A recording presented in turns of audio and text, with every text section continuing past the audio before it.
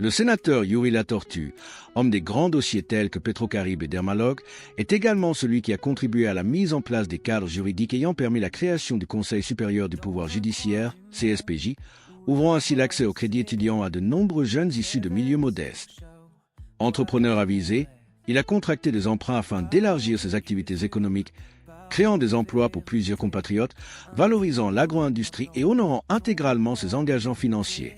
Ce remboursement total a, par ailleurs, permis à l'Office national d'assurance vie, ONA, son créancier, de renforcer sa capacité financière. Pourtant, cet homme animé d'un profond patriotisme et doté d'un esprit éclairé, aujourd'hui la cible de persécutions émanant de puissances étrangères qui, de facto, imposent leurs lois au Haïti.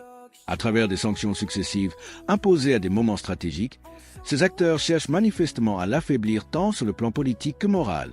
Nous, Haïtiens, sommes en droit de nous interroger. Pourquoi un tel acharnement contre un homme accusé sans qu'aucune preuve tangible ne soit publiquement établie? Si les pays auteurs de ces sanctions prétendent réellement lutter contre les responsables politiques en collusion avec les gangs armés, pourquoi s'abstiennent-ils de sanctionner l'ensemble des candidats du parti L'Espoir, dirigé à l'époque par le président René Garcia Préval? Chacun se souvient qu'en 2010, des dirigeants de ce parti avaient procédé à la distribution d'armes à feu dans les zones où ils présentaient des candidats. De même, lors des élections de 2016 et 2017, des armes ont été distribuées par des responsables politiques affiliés au PHTK, à Lavalas, à Bouclier et à d'autres formations politiques. Où sont aujourd'hui ces armes? Pourquoi aucun des candidats ayant fait usage de ces moyens lors de ces scrutins ne figure sur les listes de sanctions internationales? Ce constat démontre clairement que ces sanctions relèvent davantage d'une logique de persécution politique que d'une réelle volonté d'aider Haïti à sortir de la crise sécuritaire. Sénateur Yuri Latortue, vous n'êtes pas le seul à comprendre que ces sanctions, fondamentalement politiques et dénuées d'avenir, ont malheureusement acquis une pseudo-légitimité en raison de la naïveté et de la jalousie de certains compatriotes. Il vous appartient désormais de surmonter cet obstacle. Pour ce faire, il est impératif de demeurer actif sur la scène politique. Nous sortis contre kidnapping, contre insécurité. Et dans ce sens-là, les Haïtiens, camper avec la Constitution 87, côté que le dit, pas gagner référendum, pas gagner élection, sélection. Et c'est peut-être ça que nous dit. Nous voyons que l'organisme des Nations Unies, UNOPS.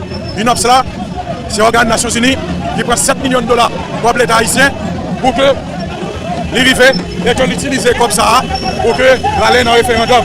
Et dans ce sens-là, nous disons non, nous pas dans le référendum.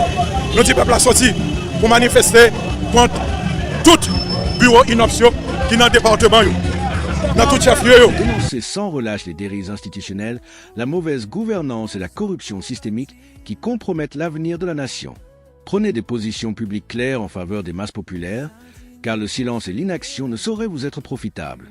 Nous rappelons que la lutte contre des sanctions à caractère politique ne peut se mener que sur le terrain politique. L'exemple du président syrien est éloquent. Autrefois qualifié de terroriste par les mêmes pays, aujourd'hui donneur de leçons, il est désormais leur allié privilégié, précisément parce qu'il est demeuré présent et actif sur la scène politique. Nous vous réaffirmons notre soutien tant que la justice haïtienne ne vous aura pas condamné sur la base de faits avérés. Un bon soldat ne meurt jamais politiquement. Bon combat!